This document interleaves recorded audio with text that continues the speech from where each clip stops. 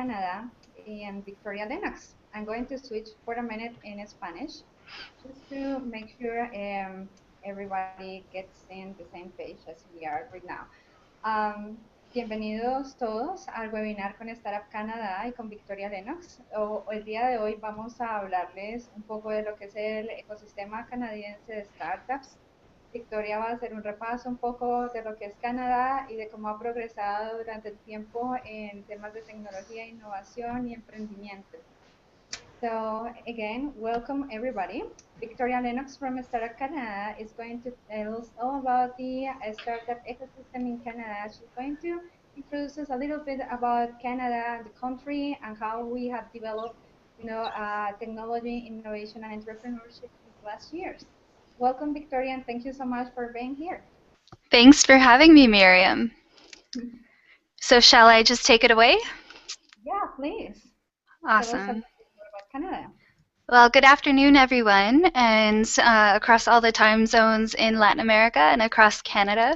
As Miryam said, my name is Victoria Lennox, and I'm the co-founder and CEO of a nonprofit movement called Startup Canada.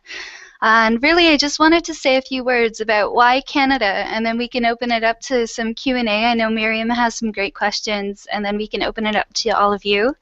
As I'm speaking and presenting, if you have any questions that come to mind, feel free to go onto Twitter and use hashtag LatAm Startup, all one word, so LatAm Startup. And then our social media correspondent, Lindsay McPhee, you see her face just below, she'll be happy to share those questions with us so that we can get to them throughout this hour.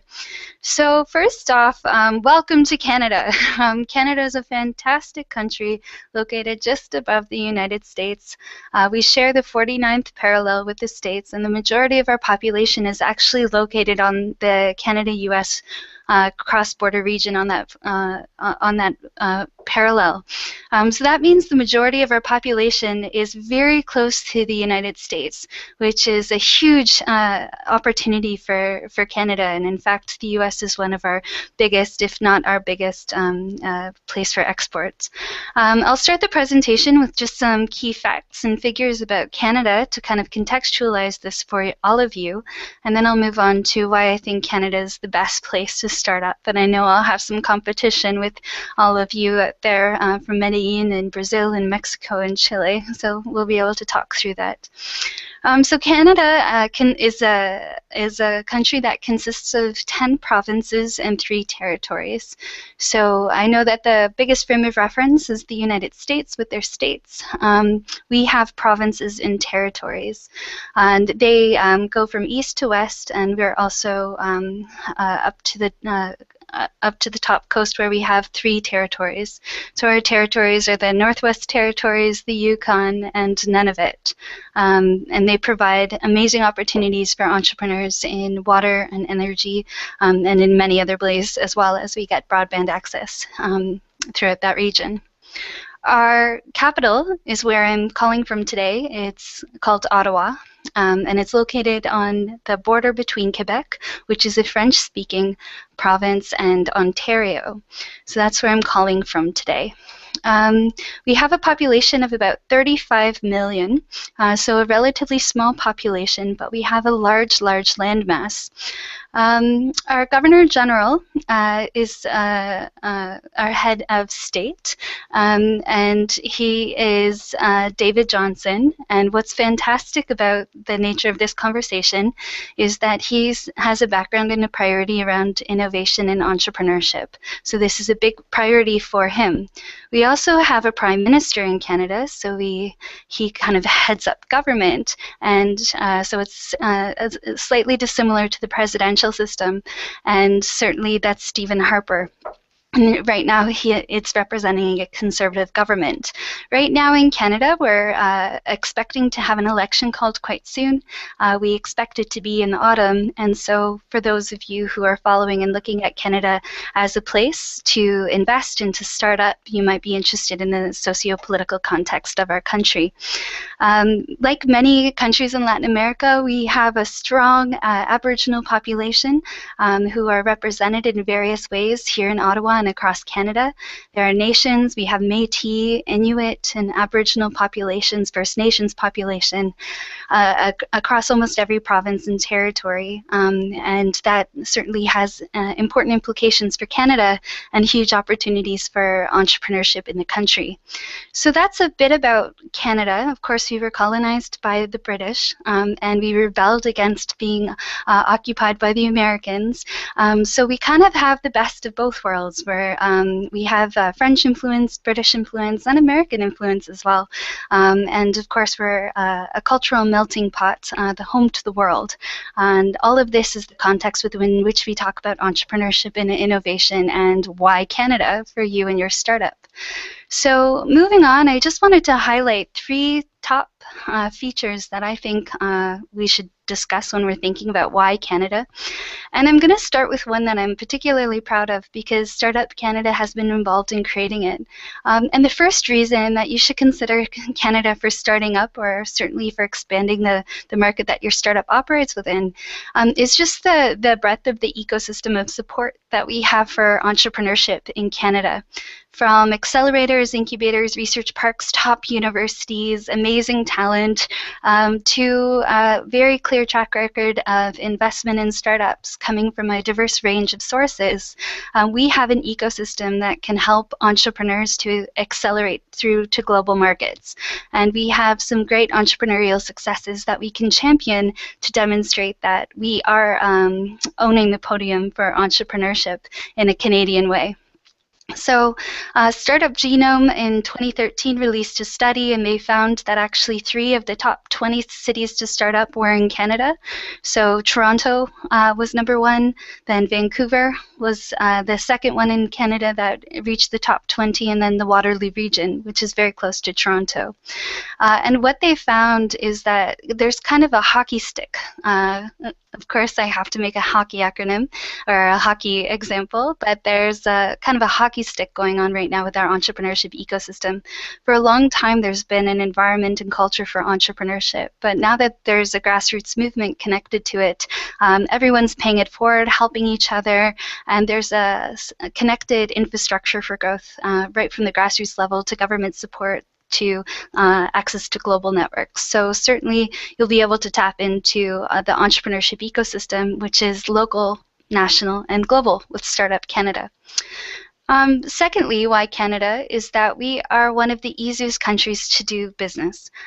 We've been ranked time and again by the UNDP and the World Economic Forum as one of the top countries, and that's really easy to do business. You can start a company in Canada in less than 30 minutes, and it's very simple to do all of this online, and it's very inexpensive to start a company. The Government of Canada has done a lot of good work to simplify the process, bring all of the management with Canada Revenue and the way in which we collect our taxes online. So they're really reducing paperwork and cutting red tape so that entrepreneurs can focus on what they're good at, and that's growing their company, not kind of doing the back-end paperwork and reporting to government. So they've made it really, really simple to do that, and they have a lot of support and resources out there to support entrepreneurs in meeting government obligations as they operate their companies. The third reason that you might think about starting up in Canada is that the Government of Canada also invests heavily in entrepreneurship and creates incentives for investment in your startups. So for instance, in British Columbia, if we're talking about the Vancouver ecosystem or any place in the province of British Columbia, whether it's Smithers, BC, Prince George, or Nanaimo, or Victoria, which has a great tech cluster, angel investors are heavily incented through the angel tax credit to invest in your startup. So the government plays a significant role in actually putting in cash to match some of the funding from your investor, which makes it a better deal for them to invest in your company. We also have SR and ED tax credits. These are SR&ED tax credits, and they help to offset your innovation investments, research and innovation investments in your startup. These are just 2 of the hundreds of programs available to you through the Government of Canada to start up and run high-growth, innovative companies within this country. So certainly we can get more into detail on that when we have our Q&A. Starting up has never been cheaper. With great resources like Shopify to start e-commerce companies, expanding through Hootsuite and leveraging social media to access new customers, access to broadband internet, and the low cost of actually starting a company. It's really easy to start up and operate in Canada. And if you compound that with the support that you're provided by the ecosystem, the lack of red tape when you're operating your company, tax incentives, and so on, it really is a great place to start up. So there are low operating costs to start up, particularly in the ICT sector. As I mentioned earlier, and why I wanted to start off with our context is that Canada has a fantastic culture and access to global networks. This country is certainly a melting pot of immigrants and newcomers from across the world. Myself, I'm coming from Ireland and Portugal. All of us come from somewhere. If we're not first generation, we're second or third generation. And we take pride in our global connectivity. So certainly accessing the networks here in Canada, you are connected to the world through diaspora networks and newcomer and expat networks across the world. But we're a culture that also is a very caring culture. We have one of the highest levels of volunteerism in the world. We love to give back and to pay it forward, and entrepreneurship is a key part of that culture as well. So we are looking at matching that volunteer culture, and if you connect that with the entrepreneurship culture, you have very civic-minded enterprising population that wants to innovate and create a better future for not just Canada but the world.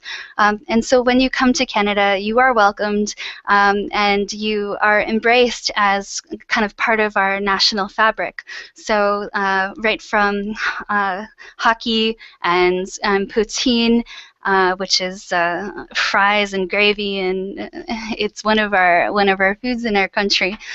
You are embraced within Canada in terms of the culture, and it's a really friendly bunch of wonderful people who are trying to make the world a better place for their children and for the future of humanity. But the sixth point that I wanted to bring up was around talent. So Canada has one of the highest educated populations in the world, one of the greatest percentages of nations that have students complete post-secondary education and even postdoctoral. We are one of the highest countries in the world as it relates to research and innovation and production of publications, but also we're doing a much better job of connecting our skilled and trade college graduates to entrepreneurship and business opportunities.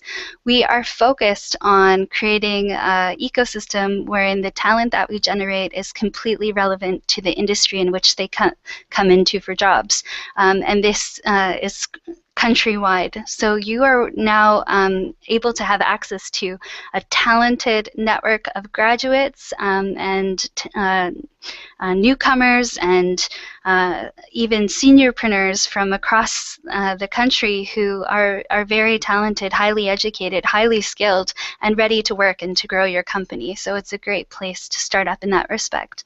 And overall, the quality of life is fantastic. It's a large, beautiful country with a great demographic and geographic spread.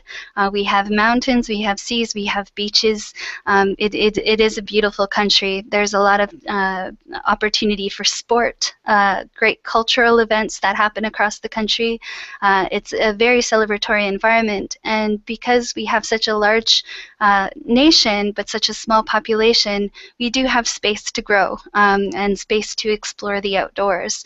And that's an important time to be creative and to innovate to grow your company. So we often hear from entrepreneurs that one of the best reasons for starting up is certainly our quality of life. So you can tell I'm a little bit biased, but I certainly love Canada, and I think everyone who has the chance should start up here. I know that Miryam has a lot of questions, but I'll just recap why I think Canada is a great place to start up, and we can deep dive into some of the innovation ecosystems and talk about accelerators and incubators in a moment. But just to recap, we do have a fantastic ecosystem for entrepreneurship, and it's very connected and a very friendly ecosystem, but still very ambitious. We are very easy to, it is very easy to start up. We have very little paperwork and red tape that would prevent startup, so it's easy to start up. We have incenting tax structures and incentives for investment in your startup, and great programs to help you through different phases of your startup journey across various industries. There's low operating costs with access to all of this infrastructure that is publicly funded, as well as some nonprofits that are doing some great work in the country. It's great culture, global networks connected to the world, very talented population, and a high quality of life. So why wouldn't you want to start up here? So Miryam, I'll pass it to you, and maybe we can go back and forth with some Q&A. For sure. Well, my first question will be, Canada is the second biggest country in the world, and we have a population of 35 million people. How did Startup Canada to connect all those small towns and cities? Because it is a major work, you know.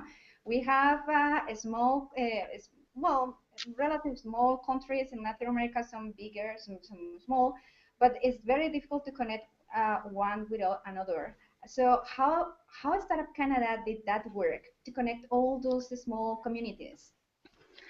Sure. Well, just to go back a step, Startup Canada is a network of entrepreneurs across Canada. We're not a government organization. We're a network of entrepreneurs who are working together to create a more entrepreneurial country.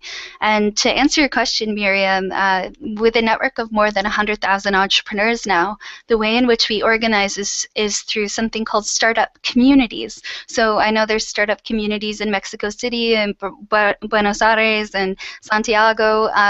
It's very similar. We have hubs of entrepreneurs who are working together to run regular events that connect the entire ecosystem and entrepreneurial stack, like startup drinks, startup weekends, demo camps. And through the network, an entrepreneur in St. John's, Newfoundland can be connected to an entrepreneur in Victoria, British Columbia.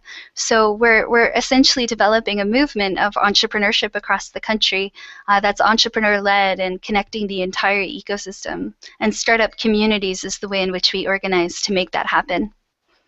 That's an amazing job, Victoria. My next question will be for Latin America. We are still trying to grow, and we are still trying to perhaps find the ways to innovate and to get into entrepreneurship, into this movement and get globally. So how do you see the relationship Canada-Latin America for the future? Great. Well, it's a good question, Miryam. I think every relationship has to have a purpose. And I think the purpose of a relationship between Latin America and Canada can kind of be twofold, for economic growth, as well as for social inclusion. And I'll focus on the economic growth piece. I think that the relationship between Canada and Latin America has to come from top down and bottom up. So what the government of Canada has done is it's really made the region a priority. We're excited to be hosting the Latin America Pan Am Games up here in Canada in Toronto in July. And I know we'll talk about the conference coming up shortly. But there's some really clear signs that Latin America and Canada are working together. There's now partnerships, formal partnerships between the governments at the state level in Brazil and Canada, Mexico and Canada, and Chile and Canada. In fact, in Chile, Canada just opened up its visa requirements to make it easier for Chileans to come up to Canada. And I think this signals an opening up of Latin America and Canada as a network and a community. So I'm very excited about that. I think it has to do not just with the state level support, but it's also with the connectivity between our universities and our colleges. So I'm seeing increased tech transfer and innovation opportunities and student exchanges between students in Alberta and Colombia around the mining and energy sector through ICT and exchanges with universities and colleges in Toronto with Chile. So I think the more that we can encourage the flow of people, information, resources, and stuff is really, really good. I see that we have a few opportunities ahead of us in terms of key industries. For both of our economies, the manufacturing sectors are in flux. In Canada, our manufacturing sector is going through a big shift, and I know that's the same with Latin America. So these innovations within the sector we can go through together. Energy, mining, and service sectors are also sectors that are that are all very important to our economies. And so this is where I can see some really cool congruence of where we can provide complementary assets to starting up. If we focus on manufacturing, energy, mining, and services, we could come up with some great solutions to some pervasive problems that will encourage economic growth and social inclusion. But I guess from a bottom-up perspective, Miryam, I think things like what you're doing with the Latin America Startup Conference and initiatives like Startup Nations that help to connect grassroots initiatives across the region are all very, very important for us to come together, share ideas, see what's working, what's not working. But ultimately, what we need to do is to provide opportunities for entrepreneurs to accelerate their access to new markets, new customers, new investors. And that's kind of why we're all here. So I hope that the future of the relationship between Canada and Latin America is a bright one, and I feel that it is, and is one that's just going to open up our entrepreneurs to new opportunities by bringing together our mutual strengths. Yeah, I have a question here from Honduras. Manuel Avelar asks, how can we apply as a Startup Canada? What is the proper way to get an organization there? I know that he may be thinking, some organizations here in Latin America work as an accelerator or as an incubator.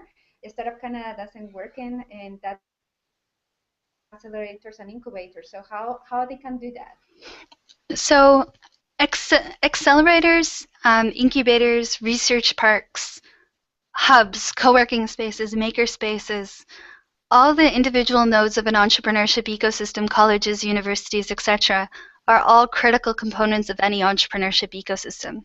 In Canada, we were really lucky because we have all of that, and it's a sector that's going through a maturation process. So whereas Startup Chile is an accelerator, essentially a global accelerator and newcomer recruitment platform to bring in entrepreneurs into the nation, we have all of the key ingredients already for entrepreneurship to succeed. But what we were missing was really kind of that unified culture and network of entrepreneurs. Any culture, if you want to change it, has to be built from the grassroots. Every Canadian, every citizen needs to feel it. So what we did in order to start up Canada is we actually went on a national tour from coast to coast. Although we have a small population, getting from one side to the country to the next side is no small feat. And we started to connect the incubators, the accelerators, the whole of all of the organizations that service the sector, and have an honest conversation about what was needed to improve entrepreneurship. And what we found is that what we really needed to do is make sure that every door was the right door for entrepreneurship. And we all came together and formed Startup Canada. But it was very much a grassroots initiative. It was not a top-down initiative. What that means is that it will withstand and survive any changes in politics, funding allocations, national priorities, so that the movement will continue to grow outside of the political dynamics of the nation. So I hope that sort of answers your question, but I'm happy to take follow-on questions. But for Startup Canada, we saw that we did have the infrastructure in Canada to service the sector, but what we needed to do was to bring it together and as a common, under a unified vision and brand, and that's what we call Startup Canada. And it's how entrepreneurs across the world can plug into Canada's entrepreneurship ecosystem. Yeah, that's right. So people don't apply directly to Startup Canada. It's just that you have the links with the different key players in the market. Exactly. So we have some great accelerators and incubators in Canada. In fact, our government just invested another $100 million into accelerators and incubators through something called the Canadian Accelerator and Incubator Program. So maybe just to point to a few, in Toronto, there's a great accelerator called Highline VC, and they primarily invest in tech startups, but not exclusively. In Montreal, there's a VC that you can check out called, or accelerator you can check out called Founder Fuel.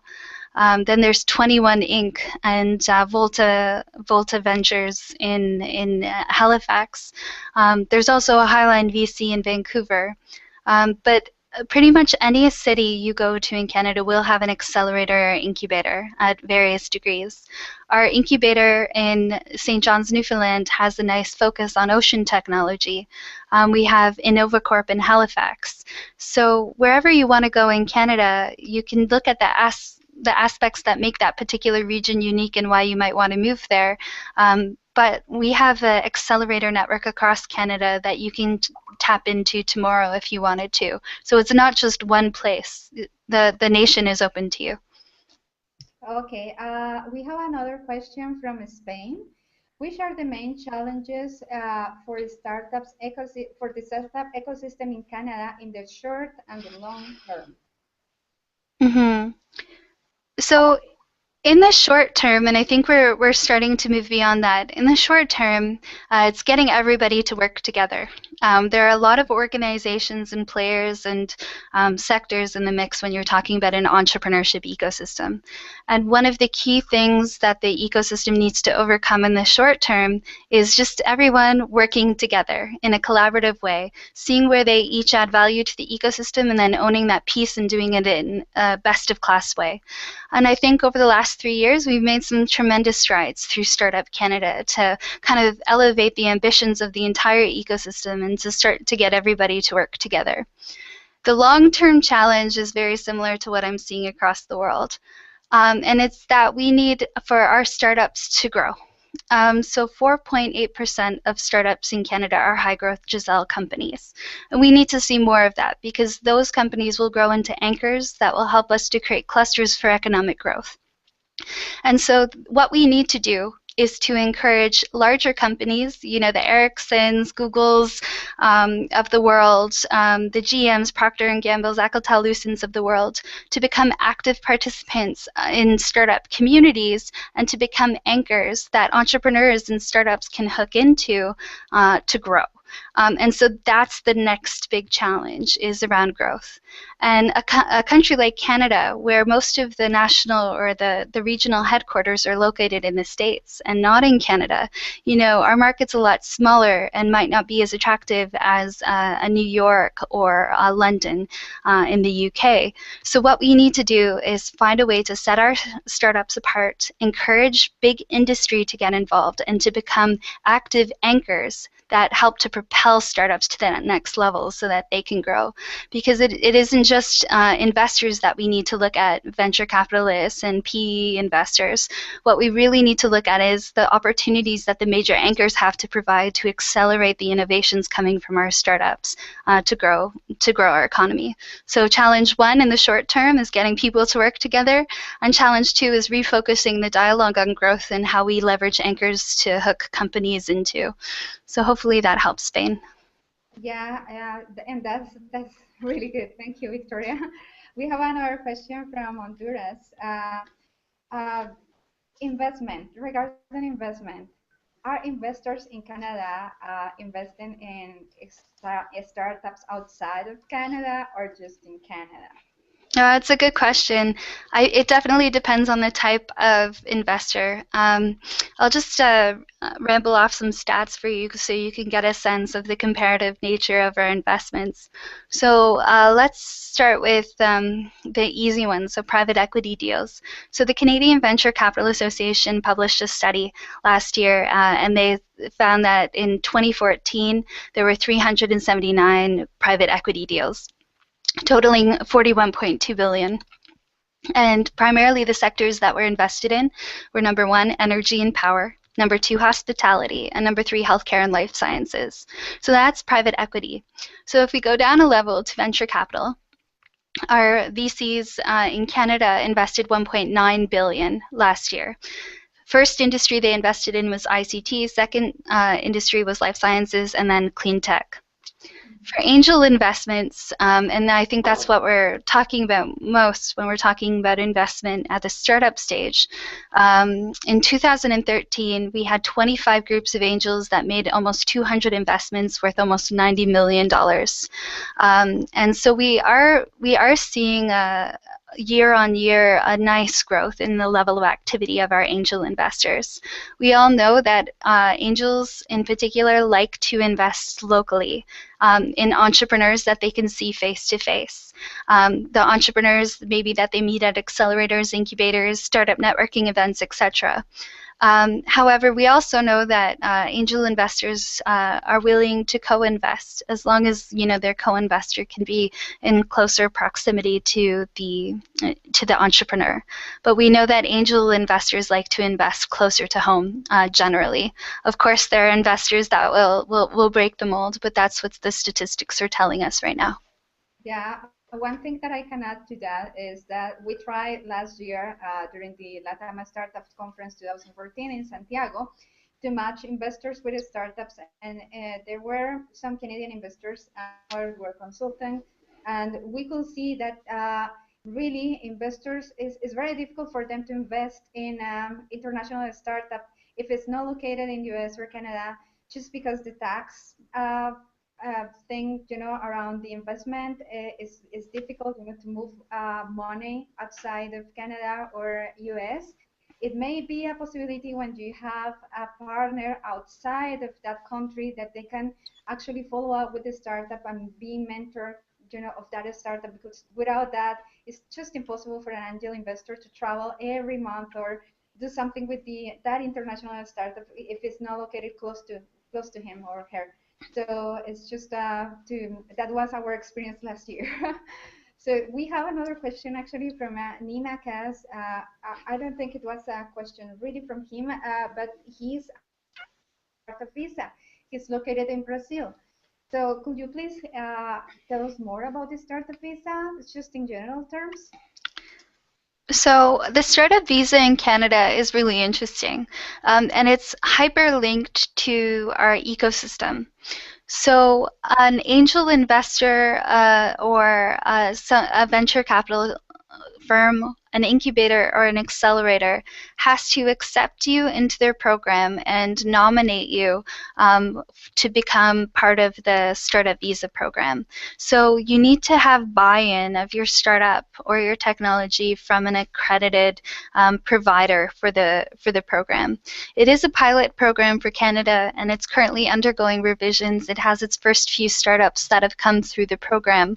But really the objective here is to make it really easy for entrepreneurs who are accessing our accelerators and incubators to stay and work and build their companies in Canada. There are some programs also outside of the startup visa that you can have access to. We have an entrepreneurs and investor program that you can look into through Citizenship and Immigration Canada. Happy to share the links afterwards. And every province and territory of Canada at the provincial and territorial level, they have their own immigration policies and incentives to encourage you to start up within their province. And so some of the stronger provinces that are really actively recruiting entrepreneurs to relocate and build their businesses are Quebec. The French-speaking province in Canada is a fantastic culture and great place to start up. Then Ontario, Alberta, and Atlantic Canada are very active in seeking immigrant entrepreneurs and newcomer entrepreneurs. So we do have a startup visa program that's very specific for entrepreneurs who are accessing capital or infrastructure within the country, but there are other programs as well that can support you. I would suggest if you're thinking of coming to Canada to start up, your first place to go should be your local trade commissioner, a Canadian Trade Commissioner commissioner in your country. And if you just Google Trade Commissioner Services Canada, you can find them very easily. If you have any problems at all, you can contact myself or Miryam, and we're happy to connect you. But these are experts that have a fantastic network across the world that can help you to access programs to not just relocate to Canada, but to do business with Canada, to expand your products and services to Canada, to share your innovations, to share ideas. So I think that greater integration between Latin America and Canada goes beyond recruiting each other. It's about investing in each other, sharing ideas, and exploring new opportunities. Okay. Another question will be, many of the startups in Latin America and in general in the world try to reach Silicon Valley. How is this process in Canada? Is Canada also looking to be Silicon Valley, or Canada is looking to have their own ecosystem and to bring something different to the world? Yeah, I think no country can recreate a Silicon Valley, but there's some we all have something very unique to bring to the economic community in the world, and something very very interesting to add. Of course, Silicon Valley is an important piece of our tech community. We have actually 1% of Canadian entrepreneurs are located in the Valley. That's quite a sizable amount. So 1% of Canadian entrepreneurs are located in the Valley. And we actually have a fantastic network called the C100. So C100 that runs programs that help to bring entrepreneurs from Canada to the Valley to seek investment and to learn from entrepreneurs within that region. And we have great relationships with the Valley. It's a very important relationship for our entrepreneurial sector. But no, we're not looking to recreate it. I think we're looking to leverage it and grow with it. There's a lot of reasons why Canadian entrepreneurs choose not to relocate into the Valley. We have some great startups that are proudly Canadian and deeply rooted into our community, like Shopify here in Ottawa, like Hootsuite in Vancouver. If we kind of do a Canada-U.S. comparison, the Global Entrepreneurship Monitor, their 2013 study, found that overall public perception of entrepreneurship as a viable career option, and positive reporting of entrepreneurs within the media was a good 10% higher in terms of the level of positivity amongst Canadians versus Americans. So Canada really embraces its entrepreneurs. Canada also has a quality of life that's demonstrably higher than many places in the United States. And if you're talking about the Valley in particular, the cost of living is much less expensive in Canada. So there's real reasons to choose to build a company in Canada, but have good linkages with the United States into the Valley. In terms of employment in the Valley, what our entrepreneurs find is that because of just all of the opportunities in the Valley, it's hard to retain their employees. There's always like the new thing that's happening. So employees will stay longer in their companies in Canada. So when they invest in their talent, they know that their talent's going to stay with their company and grow their company. But what we're seeing is that a lot of our entrepreneurs who choose to go to the Valley, they go to the Valley for financing, and they might also go to the Valley for sales teams. So open up sales offices in that particular region, and they do fly back and forth quite frequently. We're working really hard in Canada to develop the skills and marketing and talent acumen of our entrepreneurs, but certainly like many other countries, that's definitely a gap that we still face. Furthermore, I'll just kind of finish off with two notes on kind of the Valley versus Canada kind of thing. I don't think it's a standoff. It's we're good friends and good partners. I think sometimes there are businesses that are created in Silicon Valley that work in Silicon Valley within kind of the echo chamber of the Valley that might not be as scalable outside of the Valley. So being able to build companies between Canada and Latin America, for instance, can show us that we can build products and services that add value to diverse markets and can be genuinely scalable. And I think that's something very unique that we can do together. But overall, I think all of us and every entrepreneur needs to think about the value of the network. And the network isn't really either or. It's, how can we become this more than the sum of our parts by working together?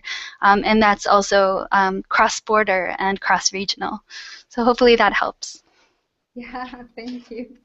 So finally, we are going to have a conference in July, and the conference actually is to promote those links, is promote Canada and Latin America. So July 9, we are going to have the tour, and we are going to meet different incubators and accelerators in Toronto and Waterloo, which is really great. Do you have any like a short information about those incubators, like a Mars, Incubes? We have DMC. What is your experience with them in the market? How big they are? How they support the community there? Cool. Well, if any of you have the opportunity to join us in Toronto for the Latin America Startup Conference, July 9th and 10th, please do. It's going to be an outstanding meeting of investors, entrepreneurs, and ecosystem builders in Toronto, all as part of the Pan Am Games, which we're really excited is coming to Toronto this summer. During that, you'll have the opportunity to experience two of our major ecosystems, Toronto and Waterloo. The Toronto entrepreneurship ecosystem is amazing. Right from hospitals and science labs to student entrepreneurship and grassroots hubs. The ecosystem is very connected and a very exciting place that's often looked at as a global best practice, with a lot of delegations coming through to see what's going on in Toronto. During that time, you'll have the chance to spend time at the Mars Discovery District, which is a fantastic hub for entrepreneurship and innovation. That's a government-funded institution, but certainly entrepreneur-led and very innovative. You'll get to experience some of the accelerator programs. The Digital Media Zone is an accelerator out of Ryerson University. But what's really unique about them is, while they're associated with the university, they open their doors beyond the university and bring in entrepreneurs from across the city and really across Canada and the world. They have some really unique partnerships at the moment with India and some satellite campuses. And some of our programs are just connected with other regions of the world. I think overall you'll experience a fairly mature startup community. And as you move over to the Waterloo region, you'll see what can happen in a smaller city or town with a smaller population, and how when universities connect with big anchor companies, connect with incubators and accelerators and really strong municipal leadership, that a city can be transformed into an innovation community. I can go into depth on each piece of the ecosystem, but I'd love to leave it to your imagination so that you hop on a plane and come up to Canada. That's right. And there is one last question from Matias Pedro. I don't know if he's asking a question or he's just putting some information there, but he's talking about failure and how we deal with failure. This is a big thing here in Latin America, and I'm sure it's a big thing in different places. But I mean, we may have a better idea what is failure in Canada, how we deal with failure, and how people absorb that failure for the future. How we support that failure for when a startup just go and have some failure in his history. Yeah, certainly. Like if you look at the valley, failure is kind of a prerequisite to success. In our bigger cities, for sure, those startup communities, Montreal, Vancouver, Waterloo, Toronto, Halifax, failure is something that is not an issue as it might be in a smaller community. We have a lot of communities, almost 200 communities across Canada that are quite small, with smaller populations, and I think that's where that cultural effect takes place with greater prevalence, because everybody knows everybody, and if you fail, you'll hear about it from your family and friends. It's not yet quite accepted. But I think it comes down to all of us paying it forward and talking about the times that we failed, having events where it's kind of tales from the trenches, what I wish I would have known. It's having that dialogue and keeping that dialogue going. And hopefully 5 years from now, if as a region, between Canada and Latin America, we're talking about failure and we're talking about learning, then we won't make the same mistakes again, and we'll be on to new types of failures. But hopefully those failures will be more around how to grow to the next level rather than just starting up. So I think, overall, outside of the Valley, the entire world has, as a human race, we need to become more confident, follow our dreams, and to just confidently move forward in building amazing companies that have great global potential. And so I think the more that each of us who is on the call can do to encourage those around us to take chances, take risks, to communicate their failures and help them off their bums when they fall, I think we'll have a stronger economy, and just sense of being human than we do now. But yeah, this is part of the dialogue, and I'm hoping in 5 years we'll begin to move beyond it. Yeah, that's right. And I will add that, the best thing about failure is to learn about that experience. For the future, you probably will not have the same mistake. But, as you said, Victoria, as human beings, we always fail in something. And the main thing is not give it up. It's just keep going. If it's a good idea, if it's something that you can pivot, you'll do it and you keep going. So, Victoria, I think we have enough time. I don't know if you want to add anything else to this conversation. Sure. But Well, I'll just finish on one note. I think when we're talking about entrepreneurship in the ecosystem, or if we're talking about Latin America connectivity with Canada, remember this is a long-term game. Startups are all very exciting, aren't they? They're brand new, they're full of ideas, they're full of energy. But if we really want to leverage the startup movement and capitalize on it for economic growth and job growth and creating better and healthier communities that leverage innovation, we need to have a long-term vision. And so when things don't happen overnight for particular programs and funding gets cut, we need to find ways to make the movement sustainable beyond any particular program. So for all of those leaders out there across the region, I just hope that together we can really think long-term about how we make a real big impact on the entrepreneurship and innovation ecosystem so it can sustain economic and political turnover, and so that we can move forward together. So let's work long-term on this one. okay. Well, I have a really general question, but I don't think we have the answer for that one. Perhaps it's just that there is somebody asking us how many startups are going to be funding this 2015 in Canada. It's very difficult to answer that.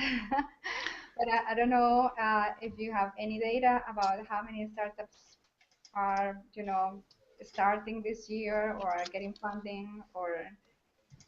Yeah, I mean, all we can do is look at history to demonstrate, how things are going. And year on in, even since the recession in 2008, Canada has been very good, if not, increasing by 25 to 50% every year. Our level of investment in angel capital, you're actually seeing a complete doubling year on year, and that is in part, due to our angels feeling more confident in our entrepreneurs, as well as some really interesting government incentives for the market. So it's a great place to start up. And, we have over 100,000 entrepreneurs starting new businesses every year. But we have a very small population and we have an entrepreneurial appetite. So, if your entrepreneurs are looking to beta test, work with new markets, they should definitely consider doing business with Canada. Culturally, we're quite similar to many regions in Latin America, and it's a great soft landing for you into North America. And Latin America presents a huge opportunity to our entrepreneurs. So hopefully you'll come up to the Latin America Startup Conference and we can connect our entrepreneurs and investors with all of you. Yes, for sure. If we can help any Latin American startup connect with the community in Canada, Victoria and I, we are working together to do so. So please contact me or contact, Startup Canada when you have more questions. It was great to have in this webinar answering all about Latin American Canadians. Thank you so much for your time, Victoria. So we keep connected with anyone. If you want to have more questions after this webinar, please send us to the hashtag LatAm Startups, and we will be keeping you updated about the conference and about this link with Canada that we love so much. Thank you, Thank Victoria. you. Thanks much. Bye-bye. Bye now.